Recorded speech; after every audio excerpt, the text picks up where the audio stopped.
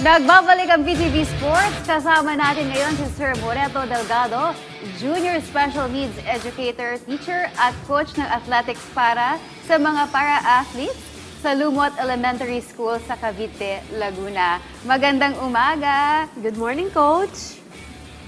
Coach Yes, good Moreto. morning. Ayun. Good Buti morning. Coach, wala kayong pasok today. Sa palaro pa kasi katatapos lang halos ng palaro ng RAAM 2025. Wow. Alright. Coach, baka pwede kwentuhan nyo kami, ano ba yung naging journey natin dito, no? Sa pagtuturo natin. And of course, yung journey na din natin, yung transition sa pagtuturo, and dito naman sa mga, specifically sa mga may special needs po.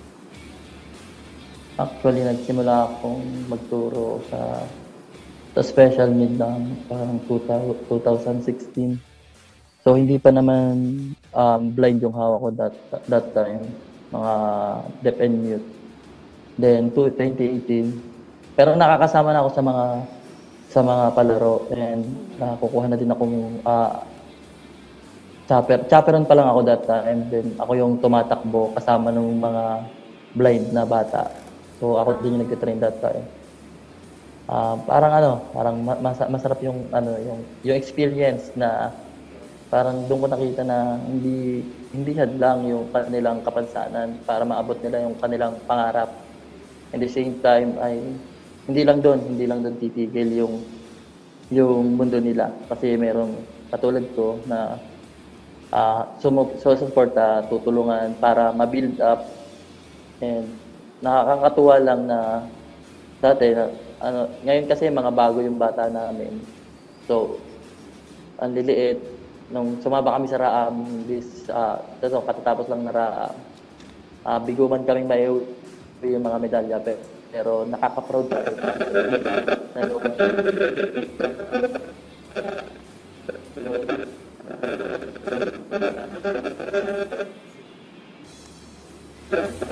Hello, Coach. Medyo nawawala si Coach. Medyo nagkakaroon tayo ng technical problem.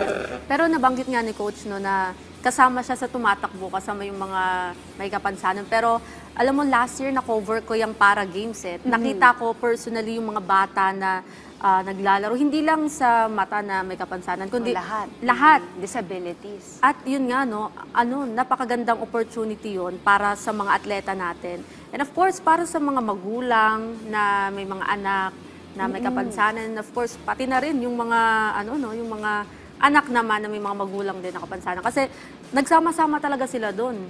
Tapos, imagine, talagang ang bibilis tumakbo. Athletic din talaga. At saka sa tingin ko, nakaka-proud nga itong ating mga disabled athletes because despite their limitations, talaga namang bumibida sila when it comes to sports.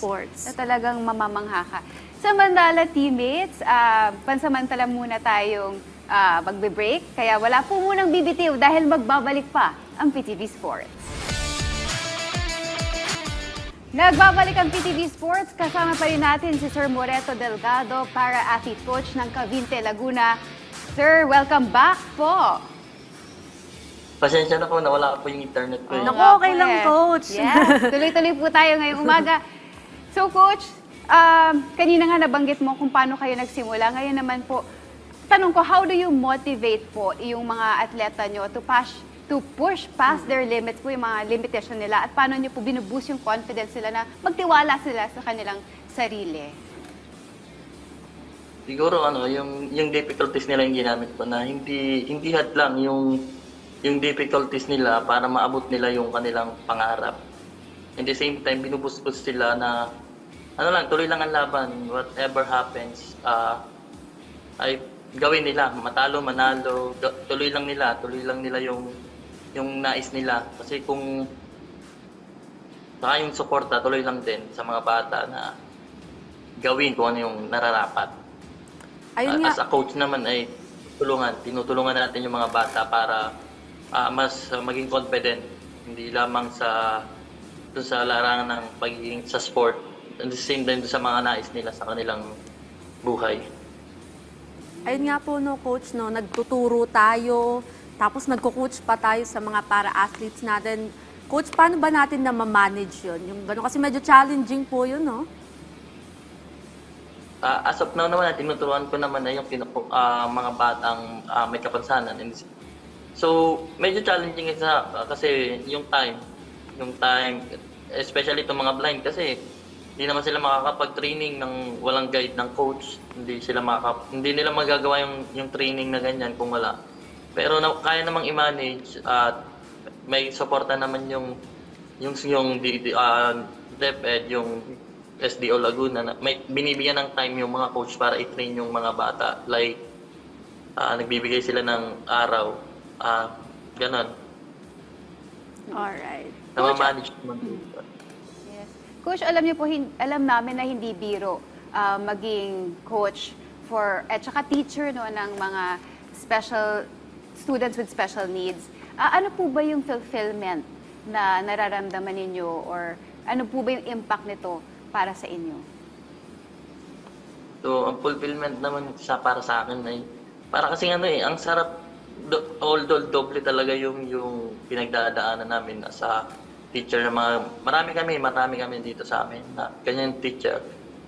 Parang pag nag-success yung bata, success na namin eh. Parang ang sarap maramdaman na nakikita mo nagsasucess yung mga bata na tinuturuan mo, na nagsasucess sila sa buhay na parte ka, bahagi ka. Sa kabila ng kanilang pakulangan, yung naging parte ka ng buhay nila. Parang ang sarap. Doon pa lang panalo na, doon pa lang ma-achieve mo na parang mararamdaman mo na wow. Parang pag nakita mo, lalo pa sa mga ganyan po, pag nanalo, yun, doon mas nararamdaman namin na wow, bahagi ako. Parang nakaka-proud lang na bahagi ka ng kanyang journey. Parang ganun po. Alright po, Coach. Nako, ang ganda po nung inspirasyon na binibigay niyo po no, sa mga para-athletes natin. Pero gusto ko lang, Coach, malaman, ano ba yung nag-udyok sa atin na nagsilbing inspirasyon din naman natin para magturo po sa mga para-athletes? Kasi nung nag-aaral ako ng college, parang wala naman talaga sa isip ko yung pagiging teacher. Pero that time hindi naman kami ganun hindi kaya ng magulang ko na supportahan ako sa pag-aaral. Kung doon sa gusto kong course and gusto kong school. Then dito sa amin sa Laguna, mayroong isang school na nag-o-offer. Para naman exclusive siya para sa mga DepEd youth. So, pinag-isipan ko, doon ako nag-aral. Then nagkaroon ako ng passion dahil nakita ko na marami palang tao o marami palang SNED or special need education ang nangangailangan ng katulad namin. Para sa akin kasi yung teaching hindi lang basta teaching Hindi lang siya basta profession Para sa akin, teaching is a calling. Kasi hindi naman lahat, especially sa special need or special education, as a SPED teacher, doon ko nakita na hindi lang siya basta profession. Kailangan nandun din yung heart mo. Kailangan yung pagtawag sa'yo, ginagampanan mo yung nararapat doon sa mga taong kailangan ng special na attention and special na needs para doon sa nila. So, siguro yun ang isang naging nakita ko. Alam mo, teammate Berna, I'm sure hindi talaga madali na magturo ng mga bata na may special needs. I remember during my DLSU days, nag-psych kasi ako, na-assign din ako sa mga kids with special needs. And it's kailangan napakahaba ng patient natin. Okay? Diba, Coach? Dapat our patience is very long when we deal with kids with special needs. Dapat kung triple ang pasensya mo. Kasi hindi natin alam And dapat sa teacher talaga, hindi mo naman dapat ito yung standard ko, kailangan maabot ka ito. Hindi, dapat as a teacher ng mga special need, kailangan ikaw mismo yung bumaba doon sa kanilang kinalalagyan para maiangat mo sila doon sa gusto mong dalhin. Kasi kung hindi ka bababa, hindi mo sila maiangat. Kung nandun ka lang, mananatili ka lang doon sa taas, hindi mo sila madadala doon. Dapat ikaw yung mismo yung bababa para sila ay tulungang mapapunta doon sa taas. Pero ngayon ba, Coach, this 2025, ano ba yung mga upcoming na competitions naman po ng mga bata po natin? As of now, wala na po kasi natalo po kami. Nakakaroon lang po yung isa kong runner ay lang po ng 6th place. So, ang kailangan po dapat kasi doon ay makakuha kami ng gold. So, yun po. Sa susunod lang siguro ulit, ititrain kasi nakita ko po yung mga kalaban ng mga bata ko, ang lalaki. Tapos yung mga bata naman po yan ay mga bago lang sa akin as a coach nila. So siguro this year magpo-focus muna kami sa mga trainings, yung mga ano nila para mas mapalakas. Coach, at this point po, ano po ba yung goal nyo as an athletics coach para sa inyong mga para-athletes? Ano po ba yung gusto nyong maabot ng inyong mga estudyante? So, pagdating naman po doon, gusto ko lang din ma-achieve nila yung kakayahan nila, ano nila lang yung kakayahan nila. Hindi ko ipupush na kailangan, hindi ko papersahin yung mga batang yun na kailangan makakuha ka ng goal this time. Hindi, kailangan kung ano yung gusto mo, tutulungan lang kita as a coach, tutulungan lang kita na maabot yung gusto mo, hindi yung gusto ko. Kasi kung yung gusto ko yung aabotin mo, baka hindi tayo mag-abot. So, tutulungan ko lang sila na maabot kung ano yung pangarap nila. So, as a coach yun nga, tutulungan ko lang silang abutin kung ano yung pangarap nila. At ako naman, as a coach, ay tutulong para gabayan sila dun sa mga trainings. Ayun. So, coach, nako, napaka-ganda po ng, yun nga, nabanggit na ako na po kanina, inspirasyon na hatid natin sa mga kabataan. Pero, message na lang, coach, and advice din sa mga para-athletes po natin.